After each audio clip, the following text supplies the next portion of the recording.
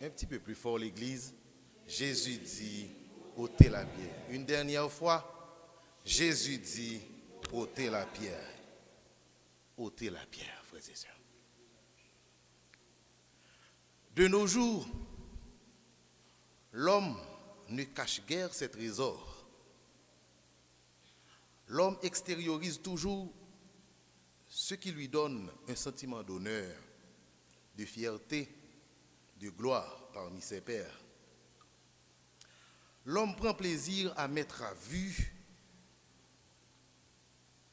et aux yeux de tout le monde ce qui paraît une expression de sentiment de satisfaction légitime de soi.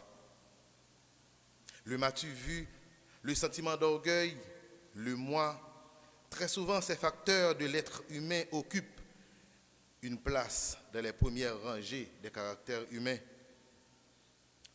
Cependant, si l'homme n'aime pas cacher ce qui paraît des rayons glorieux, resplendissants de sa vie, eh bien, il n'aime pas exposer le sujet ou la matière qui fait honte à sa vie, qui dégrade sa paix intérieure. L'homme cache ce qui ne marche pas bien dans sa vie. L'homme ne dispose pas de manière à mettre en vue ce qui est la source des remords, de détresse, du chagrin, de gêne,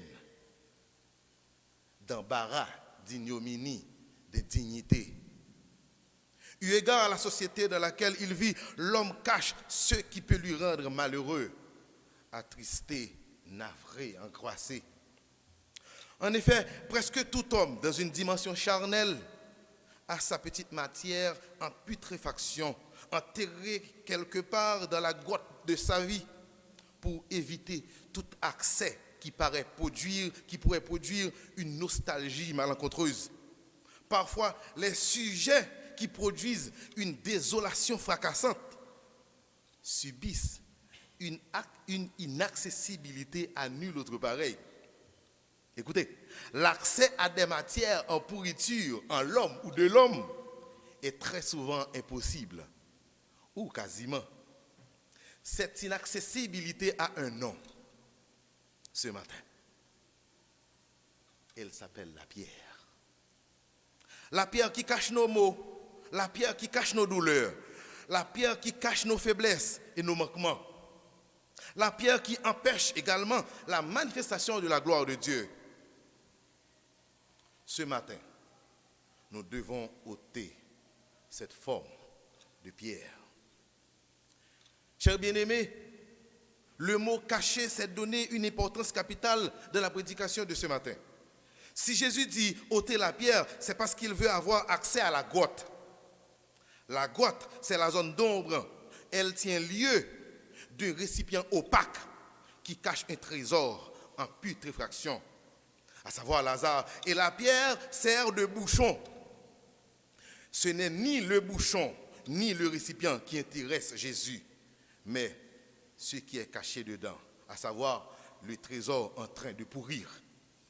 Ce n'est ni la pierre, ni la grotte qui intéresse le Sauveur, mais celui qui est dedans, en l'occurrence notre frère Lazare. À en croire l'une des définitions du mot caché, c'est le fait de placer une personne ou une chose dans un lieu secret pour la soustraire à la vue ou aux recherches. Donc, cacher, c'est ne pas laisser paraître, ne pas exprimer. Cacher, c'est masquer. Cacher, c'est empêcher de voir. Le mot caché dans la Bible se trouve pour la première fois en Genèse chapitre 3, verset 8. Lorsque Adam et Ève, après avoir mangé le fruit interdit par Dieu, se cachèrent loin de la face de l'Éternel au milieu des arbres du jardin.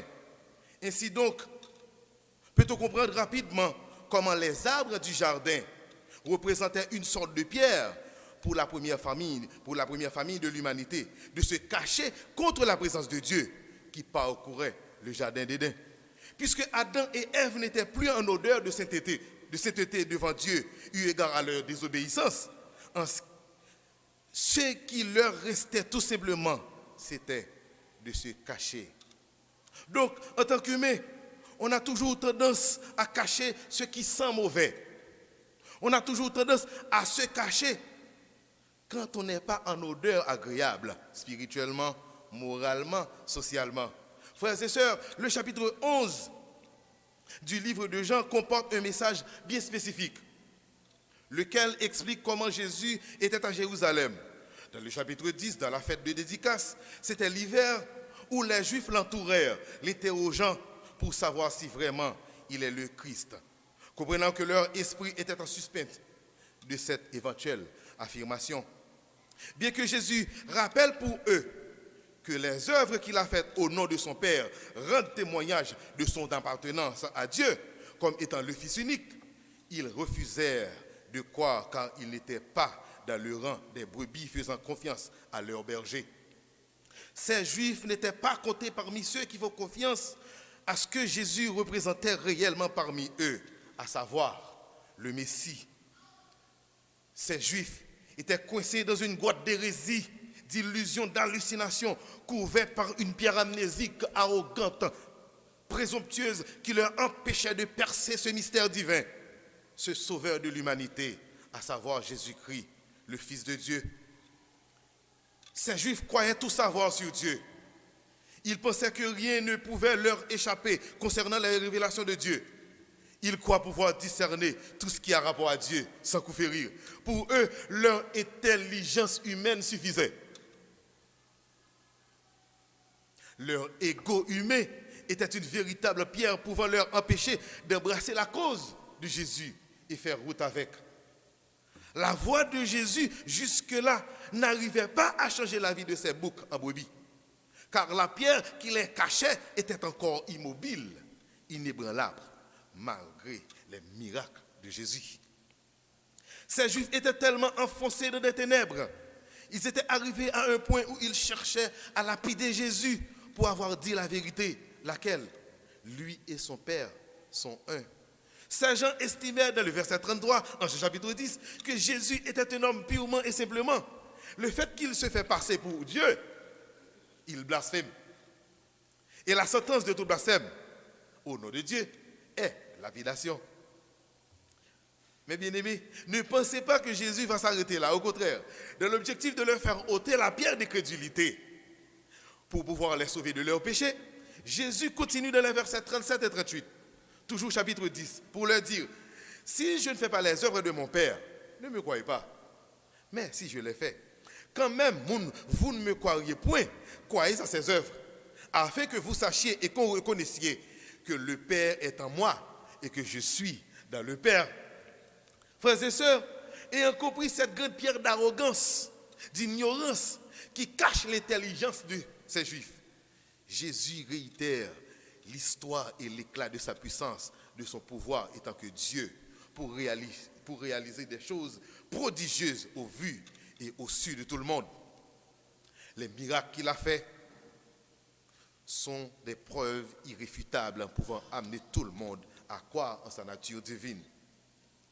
L'objectif de ces rappels de Jésus aux Juifs est de leur inciter à enlever toute pierre d'incrédulité qui les empêche de sortir dans les ténèbres pour connaître la lumière et voir la gloire de Dieu. La vision de Jésus pour les Juifs, c'était de les racheter des mains de l'ennemi, étant le prince des ténèbres. Pour ce faire, il entame une démarche de prouver par sa divinité des choses inédites que les oreilles n'ont jamais entendues et que les yeux n'ont jamais vues. Pendant que la pierre d'incrédulité restait tellement intacte, ces Juifs cherchaient à le saisir. Mais Jésus s'échappait de leurs mains, se rendant dans la Pérée, au-delà du Jourdain. Et il demeurait là. Et voilà, des gens viennent à lui, changeant de paradigme à cause des merveilles qu'il a accomplies dans la Judée. Pourtant, les miracles et les discours de Jésus n'aboutissaient à aucun changement de vie de ces Juifs en Judée dans la fête de dédicace. Au contraire, chez les Juifs en Judée, la pierre rebelle qui cache une vie de gloire à Dieu était encore ferme à son poste. L'histoire continue dans le chapitre 11, en ajoutant de nouveaux acteurs. Suivez-moi. Pour explorer en profondeur la divinité de Jésus et lui permettre de changer la vie de l'homme en transformant les états en putréfaction de sa petite vie cachée en odeur parfaite qui reflète la bonté et la grandeur de Dieu. Ainsi donc, frères et sœurs, Jésus restait apéré, mais l'histoire suit son cours. Tandis qu'il restait là apeuré, voilà ses amis, Marthe et sa sœur. Marie envoya dire à Jésus, Seigneur, voici celui que tu aimes est malade, à savoir Lazare, leur frère. Verset 3 du chapitre 11. Dans le verset 4, après avoir entendu cette nouvelle, Jésus dit aux disciples, cette maladie n'est pas à la mort, mais elle est pour la gloire de Dieu, afin que le Fils de Dieu soit glorifié par elle. Frères et sœurs et amis, lorsque donc Jésus a appris que Lazare était malade, il restait 2 jours encore dans le lieu où il était, et il dit aux disciples, retournons en Judée. Une annonce très mal reçue au départ par les disciples, mais acceptée par la suite, après s'être convaincu par les arguments explicatifs de Jésus, du verset 6 au verset 16, toujours chapitre 11.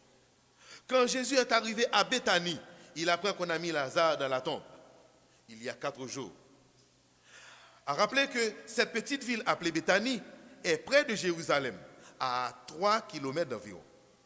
C'est pourquoi beaucoup de Juifs sont venus chez Marthe et Marie pour les consoler de la mort de leur frère. Frères et sœurs, notez bien que des Juifs sont venus chez la famille du défunt pour la consoler. Jésus n'était pas encore entré dans le village. Marthe était déjà au courant de sa présence dans le lieu où il était. Ipso facto, Marthe le retrouvait pour se plaindre de sa tristesse et renouveler sa confiance dans le Messie. Ce que malheureusement, des Juifs refusaient d'accepter. Non seulement Marthe, Marie également, après avoir entendu la nouvelle de la présence de Jésus à l'entrée du village, se mit promptement à le rencontrer, se jetant à ses pieds pour se plaindre elle aussi de sa tristesse causée par la mort de son frère. Mais également, cette prosternation de Marie devant Jésus révèle aux yeux de ces Juifs une confiance certaine en la personne du Messie et une révérence profonde pour ceux qu'il représente dans sa vie. Rappelez-vous que Jésus avait dit dans le verset 4 au chapitre 10, « Cette maladie n'est point à la mort, mais elle est pour la gloire de Dieu, afin que le Fils de Dieu soit glorifié par elle. » Et bien, dans le verset 34 du chapitre 11, Jésus dit aux Juifs et à Marie, « Où l'avez-vous mis ?» Où l'avez-vous mis? La question de Jésus. Cette interrogation de Jésus me rappelle la question que Dieu posa dans le jardin d'Éden. En Genèse chapitre 3, verset 9. Quand il a dit, « Adam, où es-tu » Dieu, dans son amour infini, cherche toujours ce qui est caché, ce qui est perdu pour le remettre à sa place. Dieu manifeste toujours sa volonté de trouver l'homme qui se cache dans les ténèbres pour le rendre à la lumière, le rendre parfait et pour la manifestation de sa gloire. À la question de Dieu, Adam répondit, « J'ai entendu ta voix dans le jardin, j'ai eu peur parce que je suis nu et je me suis caché. » Frères et sœurs, telle est l'attitude de l'homme très souvent qui comprend sa faiblesse, qui est conscient de sa nudité spirituelle ou morale, mais qui cherche à rester dans le noir pour se conformer à son nouvel état, pour s'accommoder à sa nouvelle nature. Cependant, l'homme reste et demeure un trésor sans prix pour Dieu. Peu importe où l'homme se trouve coincé par sa faiblesse ou par ses manquements spirituels, Dieu a toujours un moyen de le récupérer et le perfectionner pour sa gloire. Lorsque Jésus a posé la question, « Où l'avez-vous mis ?» Ils ont répondu, « Seigneur, viens et vois. » C'était une bonne chose d'emmener Jésus vers le vrai lieu, le bon lieu où se trouvait Lazare. Si Jésus arrivait à faire quelque chose de merveilleux pour la famille de son ami Lazare, c'est parce que Jésus était en face du vrai problème. Suivez mon regard. Arrivé dans le sépulcre, tout le monde constate qu'il y a une pierre qui cache Lazare, mort, en train de pourrir après sa maladie. Cependant, il n'y a pas que Lazare dans un sépulcre depuis 4 jours. Au contraire, il y a plus de morts dans des sépulcres physiques obstrués par la pierre d'incrédulité pierre d'inflexibilité sans égale. Ces morts sont le cœur pervers, le cœur hautain, le cœur insensible, intempérant, déloyal, traître, emporté, orgueilleux. Tout dans des corps majestueux qui représentaient des tombeaux de belle architecture. Voilà ce qui explique, frères et sœurs, comment Jésus se trouvait dans un cimetière. Un cimetière à la fois physique et spirituel. Si Marthe et Marie avaient caché leur frère dans un sépulcre pour empêcher sa putréfaction au vu de tous, physiquement, des Juifs réunis autour de Lazare étaient des morts spirituels dans des sépulcres blanchis. Est-ce que vous êtes là? Vous êtes là, frères et sœurs? Je continue. En Matthieu chapitre 23, verset 27, Jésus dit, « Malheur à vous, scribes et pharisiens, hypocrites, parce que vous ressemblez à des sépulcres blanchis qui paraissent beaux du dehors et qui au-dedans sont pleins d'ossements de mort et de toute espèce d'impureté. » Ce qui veut dire, si les morts physiques produisent de mauvaises odeurs, pour nous les hommes, les morts spirituelles sont beaucoup plus nauséabondes pour Dieu et beaucoup plus toxiques pour la société. Dans notre vie humaine, nous avons notre petite vie cachée, où tout est sombre, tout est noir, dégoûtant à la vue, à l'odorat et à l'ouïe. Nous avons probablement des petits dossiers qui nous dérangent, qui nous attristent, qui ne font pas notre bonheur. Et le plus dur en tout ça, c'est quand nous constatons, comme Marthe et Marie, lorsque nous voyons nos cas sont irréversibles, ou notre cas est irréversible. C'est un cas perdu, irréversible. On dirait que tout était possible à changer dans le bon sens. Aujourd'hui, vous avez une seule chose à faire, c'est d'enlever la pierre. La pierre qui cache ce qui produit en vous de mauvaises odeurs et par laquelle la société pourrait vous voir très mal et même vous déserter. Ôtez la pierre qui cache votre vraie nature, vous faisant un hypocrite de grande classe. Jésus dit dans le verset 39, ôtez la pierre. Ce matin, il faut ôter la pierre. Frères et sœurs, tout est possible, mais à partir de l'absence de la pierre. Lazare était malade, puis il allait mourir à cause de sa maladie. Cela dit, son cas était de mal en pis. Petit à petit, tout a fini par s'écouler. Lazare est arrivé à un moment où il doit être là où les yeux et le nez n'ont pas accès, dans une grotte bouchée par une pierre. Je dois signaler pour vous que Jésus ne se plaignait pas de la maladie de Lazare, ni ne se lamentait de sa mort, même après 32 jours. C'est-à-dire, et la maladie et la mort, les deux sont assujettis devant la puissance de Jésus. Cependant, pour rendre manifeste le pouvoir du Fils de Dieu, il faut ôter toute pierre qui empêche l'accès au cas perdu. Jésus ne demande qu'ôter la pierre. Le problème de la maladie n'était pas pour les deux sœurs. La mort de Lazare n'était pas non plus leur charge. Mais la pierre, oui. Les deux sœurs n'ont pas créé la maladie ni la mort de Lazare. Cependant, pour la pierre qui pourrait empêcher la sortie de Lazare par la puissance de Jésus, les deux sœurs devaient ôter la pierre.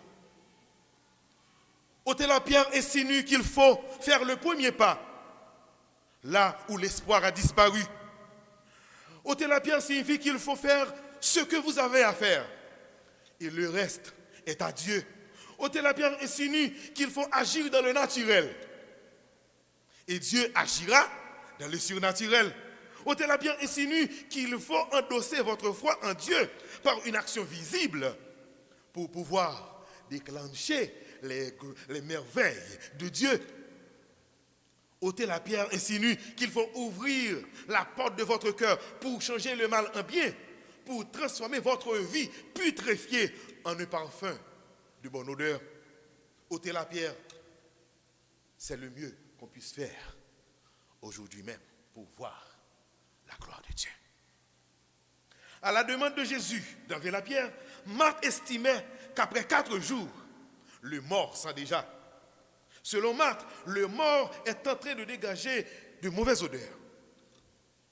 C'est cette raison qui explique l'existence de la pierre à l'entrée de la grotte, là où se trouve Lazare. Cependant, là où il y a la mauvaise odeur pour Marc et consorts, Jésus voit la gloire de Dieu. Et il a répliqué à Marthe dans le verset 40 en disant, « Ne t'ai-je pas dit que si tu crois, tu verras la gloire de Dieu ?» Si tu crois, si tu acceptes d'enlever la pierre, tu ne verras pas un mort. Tu ne percevras aucune mauvaise odeur. Il n'y aura aucune image dégoûtante qui frappera notre œil curieux. Mais la gloire de Dieu brillera. La gloire de notre Seigneur surgira au vu et au su de tout le monde. Ainsi donc, les gens ôtèrent la pierre. Et dans le verset 43, Jésus criait d'une voix forte, « Lazare, sors !» Et Lazare sort vivant. Frères et sœurs, comment voulez-vous que vous êtes malade sur le point de mourir? Votre microbe est dans votre fort intérieur. Votre cas est grave, alors que vous ne voulez pas qu'une opération chirurgicale soit faite pour trouver une solution à votre maladie. Écoutez, voulez-vous passer toute votre vie dans l'ignorance de l'amour et la puissance de Dieu, ou voulez-vous percer la grandeur et la compassion de Dieu? Voulez-vous guérir de votre cancer spirituel? Voulez-vous voir ressusciter tout ce qui était mort en vous, physiquement, moralement, intellectuellement, spirituellement? Ôtez la pierre. Si vous voulez que la parole de Dieu pénètre votre vie, qui serait une grotte, qui cache tant d'insanité, tant de déchets, tant d'obscénité, écoutez, ôtez la pierre qui les cache. La pierre d'incrédulité, la pierre d'orgueil, la pierre du manque de foi, la pierre d'arrogance qui vous fait croire tout savoir, la pierre hautaine, la pierre de la paresse, la pierre de la négligence, la pierre de l'ignorance. Ôtez la pierre. Cette forme de pierre qui cache en vous toutes sortes de matières nocives, pouvant nuire à votre santé spirituelle, morale, et même nuire la société également, nuire l'Église. Ôtez cette pierre. Faites le premier pas aujourd'hui. Ôtez la pierre. Frères et sœurs, à remarquer, des Juifs étaient descendus de Jérusalem pour consoler les sœurs de Lazare à Béthanie, qui est à 3 kilomètres de Jérusalem. Or, c'est qu'à 6 jours de cela, Jésus était en Judée, dans la fête de dédicace, dans le temple à Jérusalem. Suivez-moi. Vous allez vous rappeler tout de suite comment Jésus confrontait à une espèce de rébellion à nul autre pareil. Chez les Juifs ont tenté même de le lapider. Ils ont essayé de le saisir pour le maltraiter. Car avec leur incrédulité, ils ne voulaient pas croire en Jésus comme le Messie promis par Dieu, croyant que Jésus blasphémait. Mais Jésus s'échappait de leurs mains. Voilà maintenant Jésus qui est en face de 2 catégories de pierres. Pierre physique et pierre spirituelle. La pierre physique qui dissimule, c'est-à-dire qui cache un mort physique en putréfaction, à savoir Lazare. La pierre spirituelle qui cache elle-même des morts spirituels, à savoir des Juifs incrédules. La pierre physique est visible, la grotte est palpable, et le mort qui est dans la grotte l'est également, il est palpable également. Frères et sœurs, pour la transformation ou la résurrection de ces Juifs morts spirituellement, Jésus se trouve devant un tableau démonstratif où il fera luire à un niveau sublime son origine et sa puissance divine aux yeux de tous, afin que la pierre d'incrédulité soit enlevée pour atteindre la grotte qui représente leur vie et au final sauver leur âme putréfiée dans l'iniquité par la mort spirituelle. Dans le verset 40, Jésus dit à Marc, « Si tu crois, tu verras la gloire de Dieu. » Cela dit, s'il n'y a pas d'incrédulité, à la voix de sa parole, la gloire de Dieu brillera. C'est une façon pour Jésus d'inciter Marthe à ôter la pierre. Une parole pour aider Marthe à prendre la décision d'enlever la barricade et laisser pénétrer la parole de Dieu vers la grotte pour redonner vie à un mort. Marthe a obéi et la gloire de Dieu ne manquait pas de briller par la résurrection de Lazare. Chers bien-aimés, par cette démonstration sans précédent, Jésus a envoyé le signal le plus fort vers les Juifs incrédules pour ôter leur inflexibilité, leur imperméabilité ignorante, afin que la parole de Dieu puisse entrer dans la grotte de leur vie et sauver leur âme de la mort spirituelle. Frères et sœurs, parfois les gens sont tellement incrédules, ils sont tellement inflexibles à la correction, ils sont tellement difficiles au changement. Au lieu qu'ils acceptent leurs manquements, leurs faiblesses, leurs carences, pour se corriger, ils préfèrent lapider, réduire au silence les porteurs du changement ou les porteurs du message du changement. Comme preuve, dans le verset 32 du chapitre 10, Jésus a eu à dire: j'ai accompli sous vos yeux un grand nombre d'œuvres bonnes par la puissance du Père, pour laquelle voulez-vous me tuer à coups de pierre? Et dans les versets 37 et 38 du même chapitre, Jésus continue pour dire: si je n'accomplis pas les œuvres de mon Père, vous n'avez pas besoin de croire en moi. Mais si au contraire je les accomplis, même si vous ne voulez pas me croire, laissez-vous au moins convaincre par mes œuvres, pour que vous reconnaissiez et que vous compreniez que le Père est en moi et que je suis dans le Père. Mais les chefs des Juifs tentaient à nouveau de se saisir de lui. Et Jésus s'échappait de leurs mains. Version semeur. Chers bien-aimés, ce qui paraissait difficile pour Jésus à Jérusalem, dans la fête de dédicace, va être facile à Béthanie devant la tombe de Lazare. Suivez-moi. Avec les 3 nouveaux acteurs ajoutés dans le récit, la donne va changer. Avec Marthe, Marie et Lazare, ces 3 nouveaux acteurs, Jésus allait rendre plus légère la pierre d'incrédulité de quelques Juifs afin qu'ils soient sauvés. Si vous regardez bien avec moi dans le verset 45 du chapitre 11, apôtre Jean nous informe: plusieurs des Juifs qui étaient venus vers Marie et qui virent ce que fit Jésus crurent en lui. Vous voyez ça, hein? Ces Juifs ont vu comment Marthe a obéi à la voix de Jésus pour ôter la pierre qui cache Lazare dans une grotte.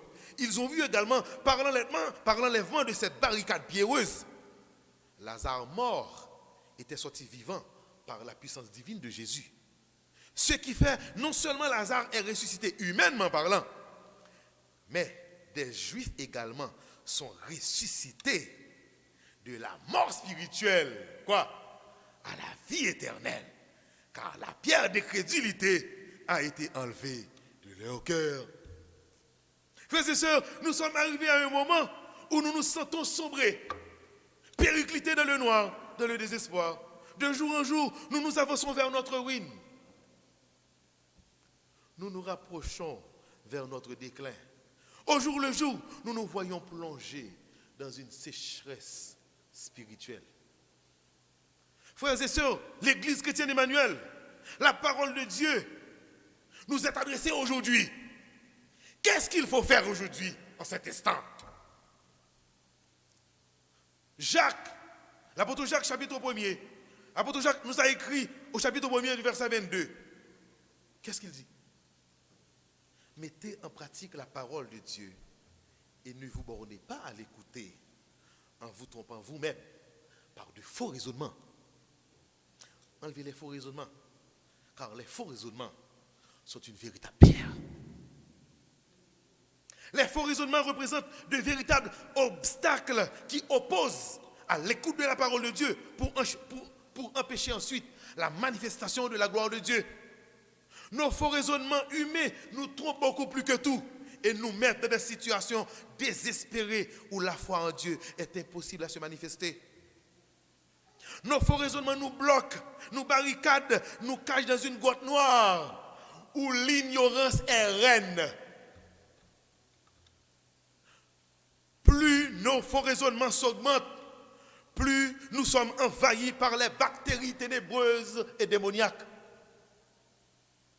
Nos faux raisonnements ne peuvent en aucun cas nous conduire vers la manifestation de la puissance de Dieu.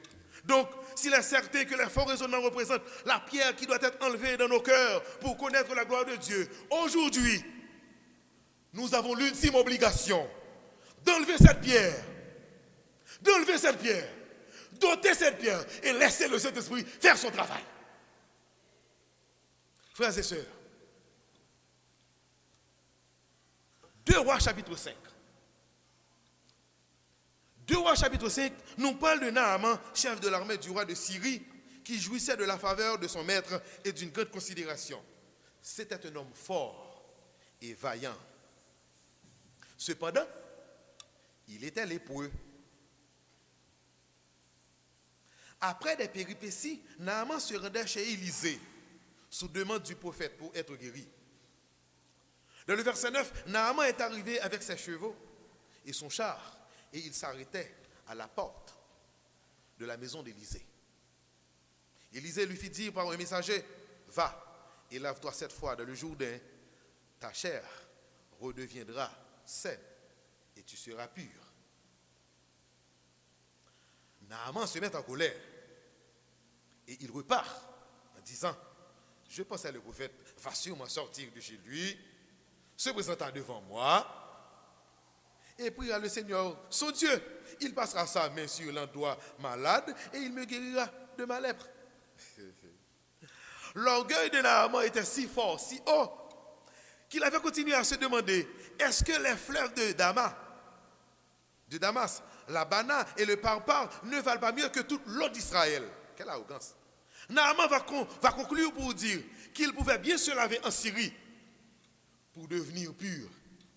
Frères et sœurs, voilà des pensées préconçues de Naaman visant son propre mode opératoire pour sa guérison. L'orgueil de Naaman restait intact. Son comportement l'a prouvé. L'esprit humain, l'esprit ôté de Naaman n'a pas bougé même de pas. Naaman croyait pouvoir être guéri avec des faux raisonnements. Comme quoi il pouvait se laver dans les fleuves de Syrie pour devenir pur au lieu de se faire humilier en Israël, selon qu'il pense. Certainement Naaman voulait être guéri, mais avec une forme de guérison digne de son rang comme chef de l'armée.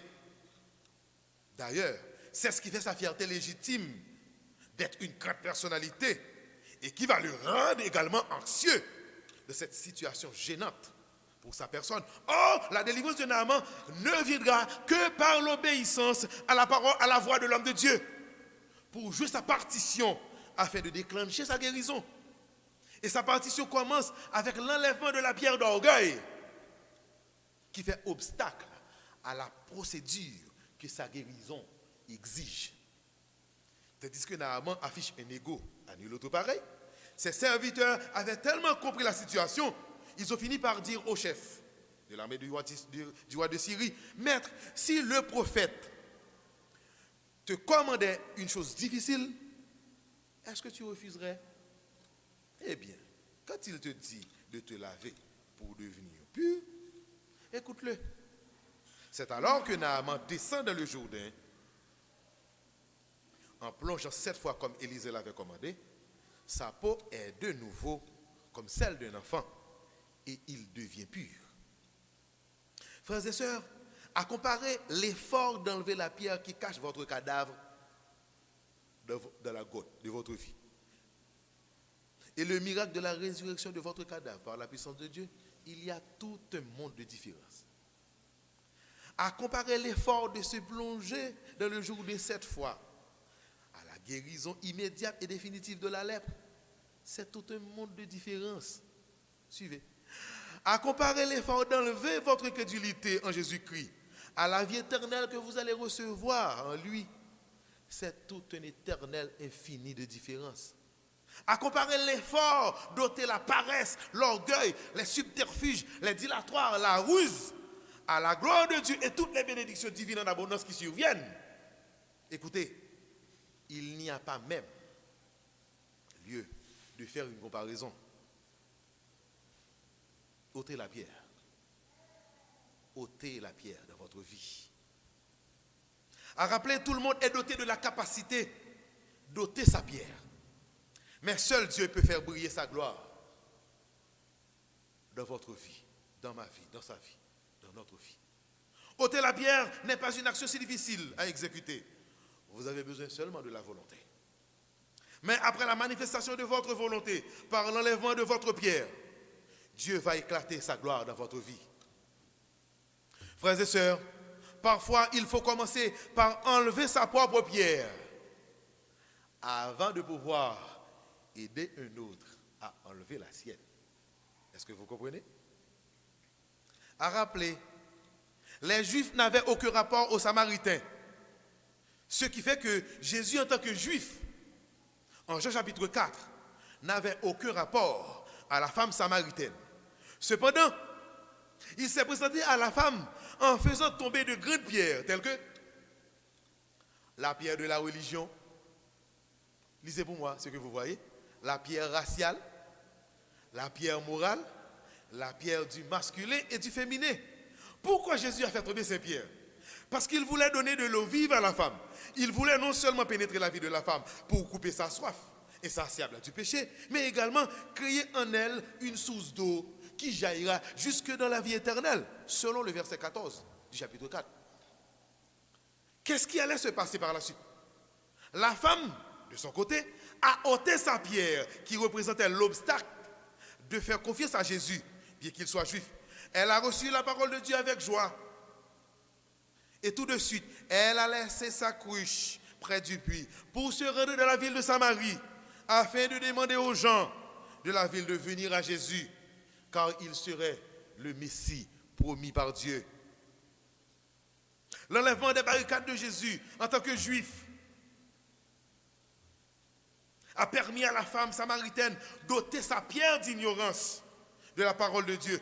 L'enlèvement de la pierre de la femme samaritaine a permis aux gens de la ville d'enlever leur pierre également, afin d'être libérés du péché et du coup trouver la vie éternelle en Jésus-Christ, le seul qui puisse la donner. Frères et sœurs, ce matin, la voix de Dieu nous intime l'ordre d'ôter la pierre que vous connaissez, la pierre qui cache nos maux, la pierre qui cache nos douleurs, la pierre qui cache nos faiblesses et nos manquements, la pierre qui empêche une opération en profondeur de Dieu, la pierre qui fait blocage au changement dans le bon sens, la pierre qui vous empêche d'évoluer en bonne et due forme pour la gloire de Dieu, la pierre qui vous empêche de sortir de l'ombre démoniaque pour atteindre la lumière et la gloire de Dieu. Frères et sœurs, ce matin, la voix de Dieu vous intime l'ordre d'ôter la pierre. Ôtez la pierre afin de jouir de la grâce de Dieu et de ses bénédictions pleines et entières. Ôtez la pierre, ôtez la pierre, ôtez la pierre. Que Dieu vous donne d'avoir l'intelligence et le courage nécessaires pour amener Jésus dans la zone sombre de votre vie. La vraie zone, là où le vrai problème est. Qu'il vous donne la force appropriée pour parvenir à ôter la pierre qui cache tout ce qui n'est pas conforme à la parole de Dieu, tout ce qui n'est pas conforme à la morale, tout ce qui ne s'accorde pas à la morale, tout ce qui ne s'accorde pas à la bienséance, tout ce qui ne s'accorde pas à la bonne réputation. Aujourd'hui, c'est votre jour de sortir de la grotte où tout sent mauvais. C'est votre jour de sortir de l'ombre démoniaque pour connaître la gloire de Dieu. Ne vous ai-je pas dit que si vous croyez, vous verrez la gloire de Dieu? Ôtez la pierre.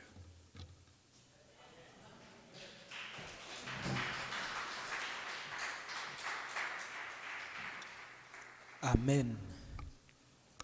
Ôtez la pierre.